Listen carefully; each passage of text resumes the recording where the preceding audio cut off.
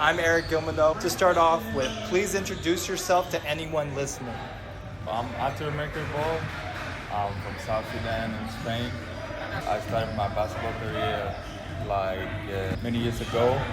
So I moved to Spain and I'm a basketball player. When did you move from South Sudan to Spain? I moved from South Sudan to Spain in 2018, at the end of 2018, and I started playing basketball there, and that's when I moved. And where did you play in Spain? I was playing Baxi Manresa, which is a basketball club in Barcelona, Spain, and they play at the highest level, ACB and Champions League. So that's where I really grow up there and develop my basketball skills over there before coming to the United States. And tell me, how did you get started with basketball? What made you begin? It was just a random day in my country, and then I saw people playing it because before I used to play like soccer, or how do you call it, maybe football. And then I see people playing basketball and I fell in love with the game because it is fun and it's a lot of freedom. Like nobody's stopping because sometimes other players gonna stop. But I fell in love with basketball because everybody moved the same. You go back on defense together or you go on offense together. So it was like funny to me, and it was like a small ring that the ball have to just go inside. Everyone was chasing the same. So that what made me fall in love. And also some players that I started watching, like Kevin Durant, Kobe Bryant, big time players. So they made me fall in love because of the way they played, their passion, and just the style they play is amazing. Nice.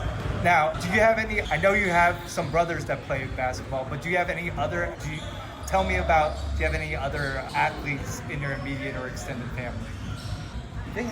So, I have brothers that play, but apart from that, from my family, I have like cousins, maybe not close, but yeah, close cousins. For example, Chol Maria, he was a player that came to AZ campus when he was a young player too, and it's related with me, so these are the things that.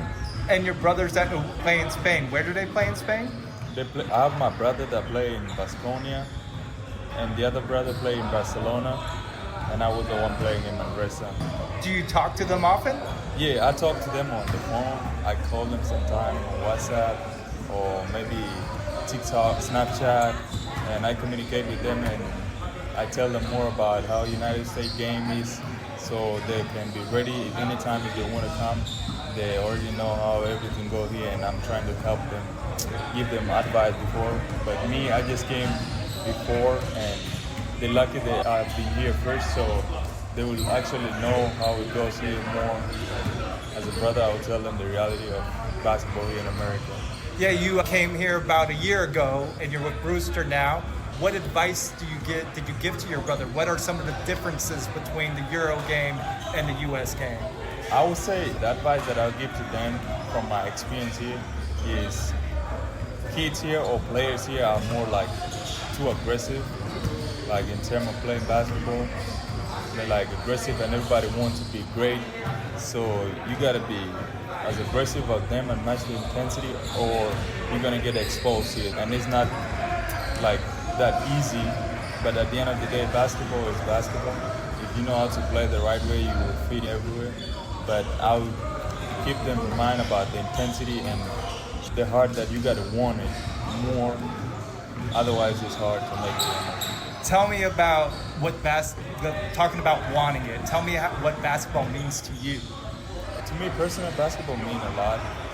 It's just a game that I started to play for fun, but now it's getting like into reality, and I love it every time because there are like some challenges of it, but also the beauty side is you enjoy playing it, and I just love to compete with other players, seeing them growing up with you together, and I just like to compete, and basketball means a lot to me. It helped me in a lot of ways. For example, getting a school education, one of the most important things, and basketball can help me with that, to get a scholarship so I can have my studies, and that's a great way that it helped me a lot, and it helped also me to grow as a person because I'm meeting different people and just making a lot of new friends and mixing different cultures.